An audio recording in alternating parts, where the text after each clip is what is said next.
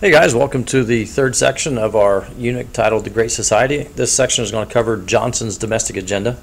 You might remember Kennedy was assassinated, and according to the Constitution, the vice president takes over when a president is unable to perform his or her duties. So Johnson sworn into office on I think it's Air Force One. I'm not sure if it was Air Force One or not, but Johnson's sworn in and he takes over. Johnson immediately begins to work on Kennedy's programs, and he urges Congress to pass a lot of programs that Kennedy had wanted passed. Unfortunately, again, Kennedy died before he could see a lot of his stuff go through.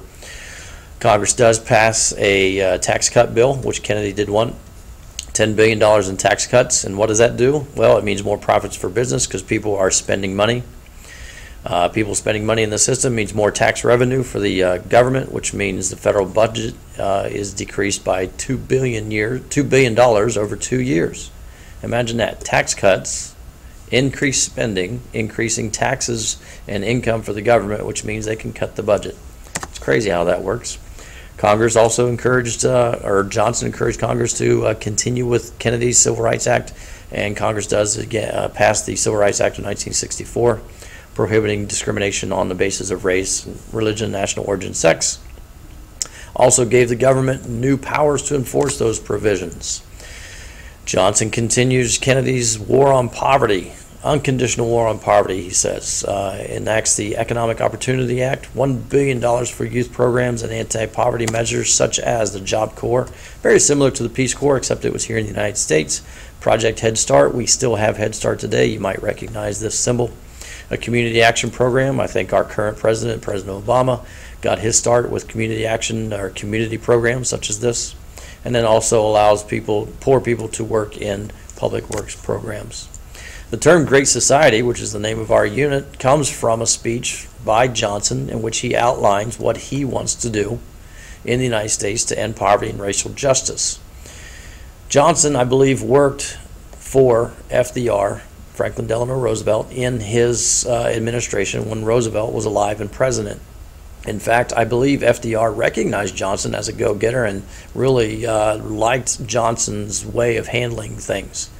As a result, Johnson kind of made Roosevelt his own personal hero. So when Johnson becomes president, Johnson puts a lot of programs into place that look like New Deal programs from the 1930s. In all, 206 programs of Johnson were passed by Congress. Early, under Kennedy, education was declined, or an improvement of education was declined, as Congress saw it as not being extremely important. Remember, we were fighting communism right away with the fall of Cuba into communist hands and the fall of China. So communism was on the minds of Congress, on the minds of people, so education was put on the back burner. Johnson's presidency, education becomes important, and he pushes the Elementary and Secondary Act through, one of the very first attempts of the federal government to improve education in the United States. Taking care of our elderly and our sick, Medicare and Medicaid, both of which still around today, although Medicare could be going away soon, very much like Social Security, due to the lack of funding or the lack of proper handling of funds that have been set aside for Medicare.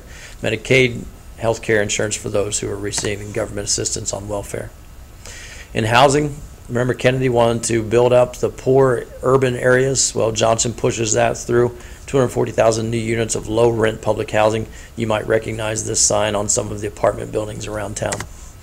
Immigration, as a way to improve relationships with foreign countries, we open the doors, so to speak, for more immigrants to come in. We lift the ban on Asians. We had a place to ban. Remember the Chinese Exclusion Act? We had a ban on Asians coming into the country, and so we lift that again, establishing better relations with those countries. Another book helps create changes in government. Silent Spring, written by Rachel Carson, exposes how oil factories, chemical factories, coal factories are disposing of their waste into our rivers. At one point, the Ohio River caught on fire because of all the chemicals that were being dumped into the river. An accident happened, fireworks, I don't know, somebody had a campfire. Anyhow, the chemicals in the river caught fire, and the Ohio River was literally burning due to all the chemicals. So this book encourages Congress, or helps Congress decide to pass the Water Quality Act of 1966, sorry. I think it's 1966. And another book, looky there, Ralph Nader. Some of you might recognize Ralph Nader, the name Ralph Nader, if you pay attention to politics.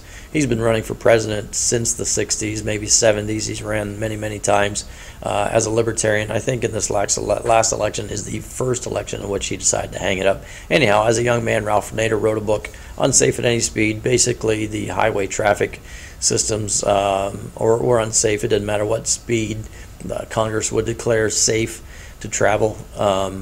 He said any speed is unsafe due to the automobiles and the lack of regulation on the manufacture of automobiles and tires. I put number 2 in just to remind you that this book is very similar to the Wholesome Meat Act, and again the book The Jungle, which I mentioned earlier in an earlier vodcast, how that book brought about changes in the meatpacking industry. This book again brings about changes in safety and travel in the United States. Guys, thanks for watching. Take care.